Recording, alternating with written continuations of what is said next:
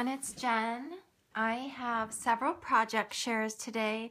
I'm going to share this album, a couple cards, and then some baby crochet projects that I made. And so let me start off with this. This is, our family went to Paris and London a year and a half ago, almost, it'll be 2 years ago this summer. And I finally put together a little album of the some of the photos from Paris. And the details of this album I did show quite a while ago.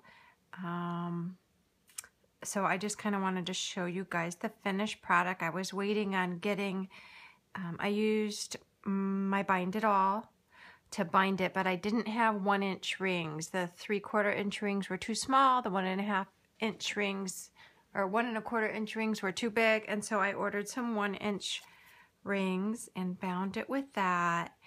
And I basically kept the pages really simple. I used, this is just tea-dyed printer paper with some washi tape, and I printed, what are these? I think they're 3x4 photos, and I used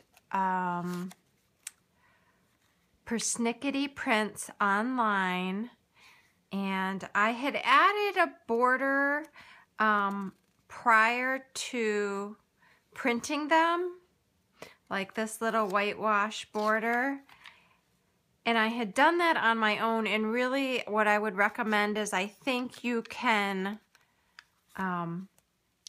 pull your prints into persnickety prints and then add their border, which would maybe work out better, because I didn't have the sizing of these quite right. So the border shows up in some places and not in others, but it's all fine. I did edge all of the photos with gray StazOn ink.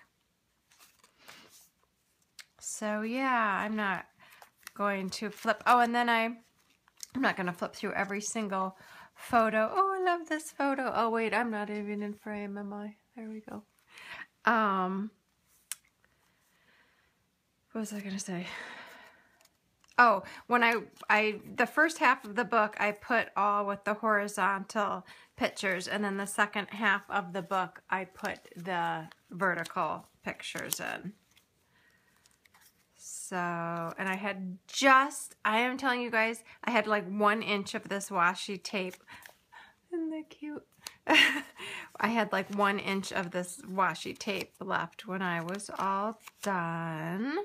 Oh, this is so cute. I could go through this whole album and tell stories, but this was on my birthday, and we went to the garment district in Paris, and we had gotten the girls, they had, for the days we were in Paris, they had Paris dresses, and we had just got them inexpensive dresses so they could wear a dress each day when we were in Paris. But Mia had spilt on her dress, and this woman was so sweet.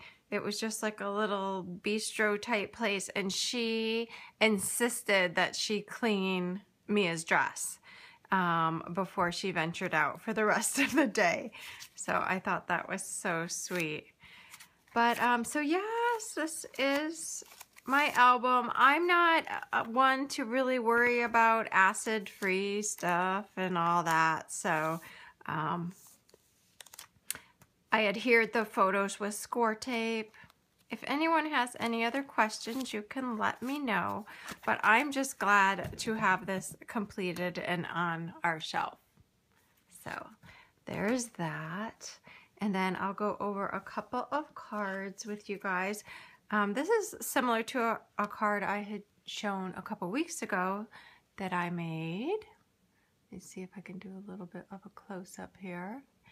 And it's a Pure Innocence, My Favorite Thing stamp. This one is Crazy for Daisies, and she was a lot of fun to color, and I paper pieced her dress.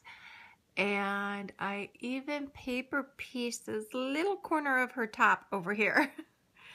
But what I wanted to tell you guys about this, that let me just focus here. hopefully it's focusing, is the shading down on the bottom. What I've been doing for my shading is I colored her with Copics, paper pieced her, and then for the ground shading, I've been using 2 of my distress markers, Weatherwood and Frayed Burlap. This is so much easier, I find, than trying to do shading with the Copics. With it totally works, it just takes a lot more time. The shading down here takes me about 30 seconds. So I just put a little bit, I start off with the weathered wood, I put a little bit on my mat, I use my water brush and just shade in some of the weathered wood, and then a little bit closer to her feet I lay over that just a little bit of frayed burlap. And I do dilute both of the inks about 50% with water. So you know, you could definitely make it a lot darker, but I like to start out with the inks a little bit lighter because you can always add more ink right on the top.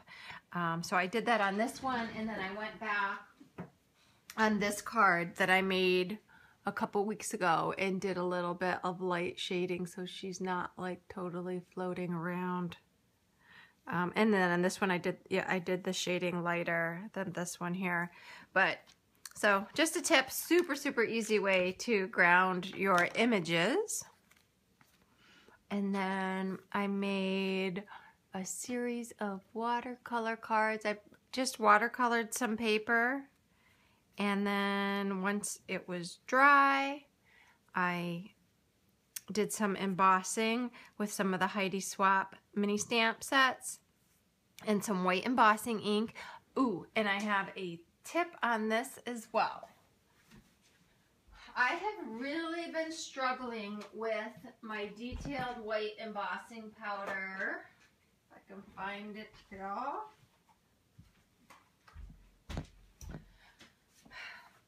Super struggling with this stuff. It is so fine. Every single time I use it, no matter how careful I am, it poofs and ends up all over my table and in everything.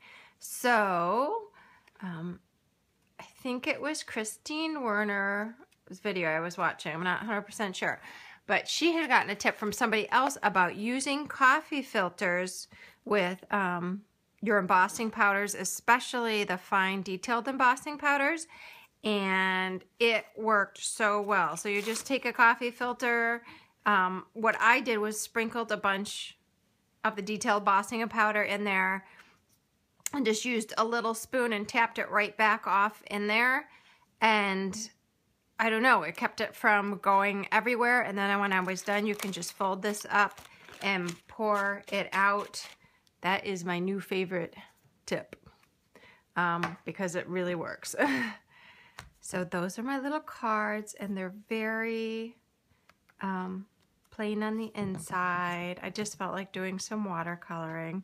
And the watercoloring I did with these were with distressed inks. Added a little wink of Stella. And then, I'll show you guys, I have one of Anya's dance teachers is expecting. And so I made her, first of all, I made her this baby blanket, which is, it's just a square, it's a granny square, like stitch, and you just keep going round and round and round and round and round. It's super simple, and then put a border on it. And I believe her nursery has this lavender color as the accent. And so I keep my crochet projects pretty simple. I don't ever like to do anything larger than like a baby blanket than this. I don't like doing big projects. And I did want to try and make some baby booties. So I made the first one. I will put a link below to the pattern that I used. The first booty I made, I took, you know, I just kept reading the pattern stitch by stitch, and the booty came out adorable. So when I went to make the second booty, which is very, very similar. I had to make like 5 booties to get one that was somewhat similar. And it was all my own doing, either not following the pattern correctly. I had forgotten what size needle I had used. I highly doubt I will ever make a pair of these again, or if I do. I did adjust the pattern on this one a little bit, and I like the way that this one came out better. These were like 3 to 6 month size. This one came out a smidge bigger. Whatever. I dyed some little white rose buttons to match the cream in the blanket. I'm very glad that they're done. Ay, ay, ay.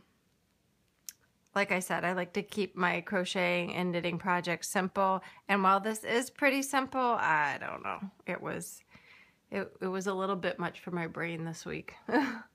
And then I found this. Oh, I absolutely love this. It's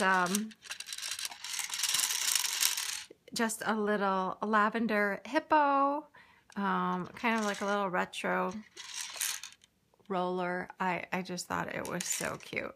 So I just wanted to share what I've been up to with you guys and this project before. I'm super excited to give this to her tomorrow. I use the Red Heart Soft brand yarn, which I have not used. Usually I use the Carlton for these blankets. I haven't made one of these blankets actually in years. But it feels very soft, but also very sturdy. Like it'll hold up pretty well. So I do like this yarn. So what else has been going on? Oh, sorry, I'm shaking you guys. Just a lot of craziness. The kids have been busy.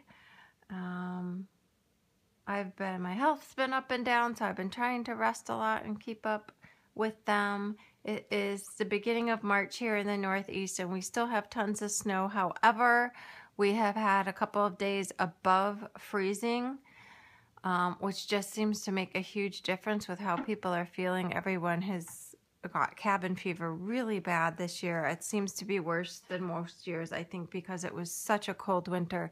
And I put our spring flag up and I put our spring wreath up, and it looks ridiculous because there's so much snow out, but I don't care. I'm trying to usher in spring as quickly as I can.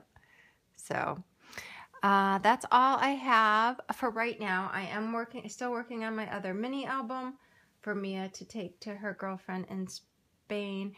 And I hope to have that done in the next week to 10 days. I have to have it done, so I will definitely show you guys that. When it's finished, you guys have a super great weekend. If you're in the cold, stay warm. If you're in the warm, be thankful. I'll talk to you guys later. Bye-bye.